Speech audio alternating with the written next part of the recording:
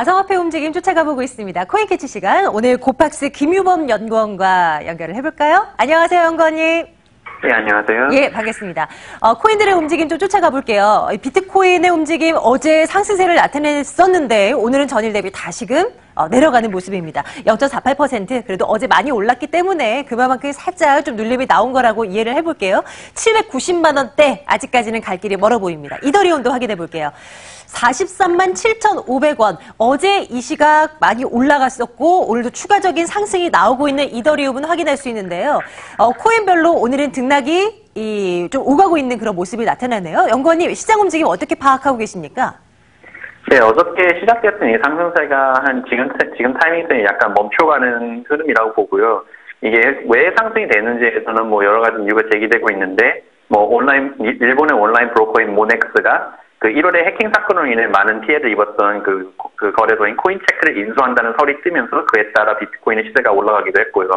또한 지금은 잠깐 주춤하고 있지만 스팀과 스팀 달러의 움직임도 상당히 다른 것들에 비해서 크게 독보적으로 컸는데 이것이 과연 정확하게 어떤 이유로 올라가는지에 대해서는 아직까지 명확한 분석이 나오고 있지 않습니다. 따라서 어떻게 보면 이 불안하고 유동성이 크다는 게 이 암호화폐 시장이 아직까지는 현실이기 때문에 이 부분은 좀 지켜보면서 추세를 보시는 게 좋을 것 같습니다. 그렇게 할게요. 헤드라인 하나씩 열어보도록 합니다. 이 가상화폐와 관련된 이슈 무엇이 잡혀 있을까요? 첫 번째 이슈는 바로 구글에서 찾아볼 수 있습니다. 구글이 암호화폐 채굴용 브라우저 확장 도구를 금지했다라는 소식이 전해지고 있는데요. 어떤 이슈인지 들여다보도록 하겠습니다. 그동안은 크롬을 통한 암호화폐 채굴이 허용이 됐었거든요. 그런데 채굴 프로그램 약 90%가 이 구글의 암호화폐 정책을 준수하지 않아서 승인이 거부되거나 삭제됐다며 아예 이번에 금지 조치를 내려버렸습니다. 이뿐 아니라 구글은 지난달 이 자사 브라우저 내의 암호화폐 광고도 금지 조치를 내린 바 있습니다.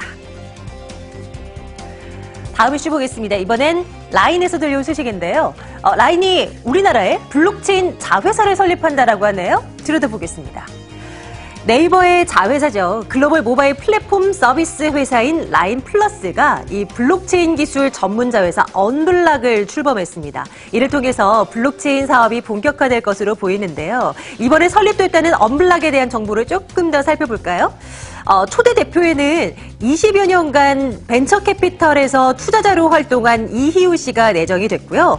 이 회사는 라인 서비스에다 블록체인 기술을 접목하고 엑셀러레이팅 투자에 나설 전망이고 특히 이 라인은 일본의 금융자회사 라인 파이낸셜을 설립하고 암호화폐 거래 사이트 사업에 나서겠다고 밝힌 상황입니다. 다음 헤드라인 보겠습니다. 디코노미 2018이 개최된다는 이슈, 세 번째 이슈로 잡아놓고 있는데요.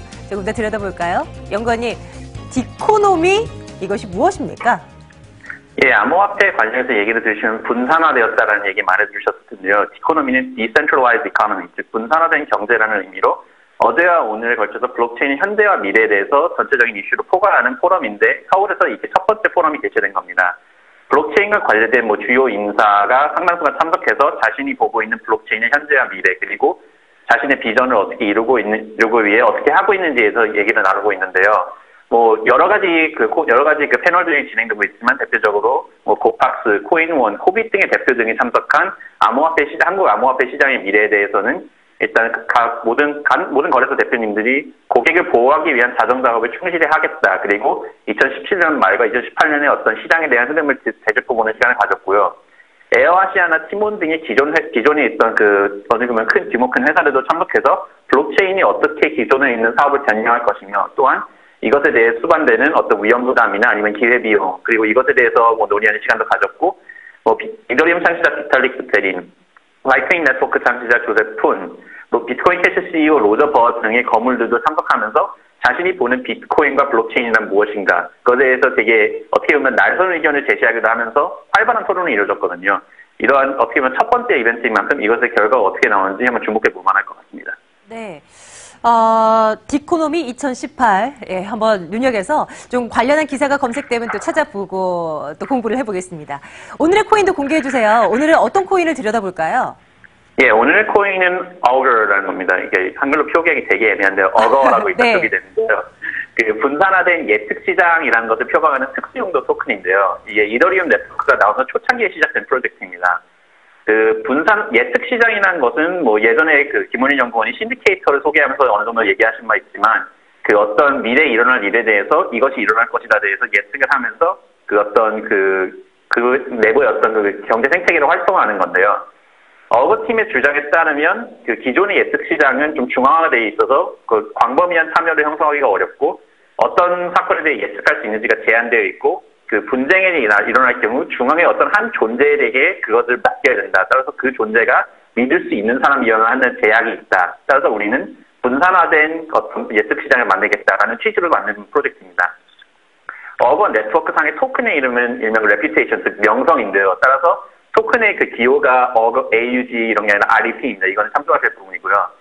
어거의 시스템 구조는 일단 특정 이벤트에 대해서 시장을 일단 형성하는 것으로 시작됩니다. 뭐 어떤 이벤트가 어떤 기간 내에 뭐 이러한 결과가 나올 것이다라는 식으로 범위를 쌓아놓고 그것의 실제 결과에 보고할 그 개체를 지정하고 그러면서 이 시장을 창조한다는 그에 대해 소량의 보상을 얻게 되는데요. 그리고 이 이벤트에 대한 시장이 만들어지면 그것이 어떤 결과가 나올 것인지에서 그에 대한 지분을 구매하거나 거래하게 됩니다. 즉 어떻게 결과가 나올지에 대해서 예측하라고 뭐 다른 말로 표현하자면 거는 것을.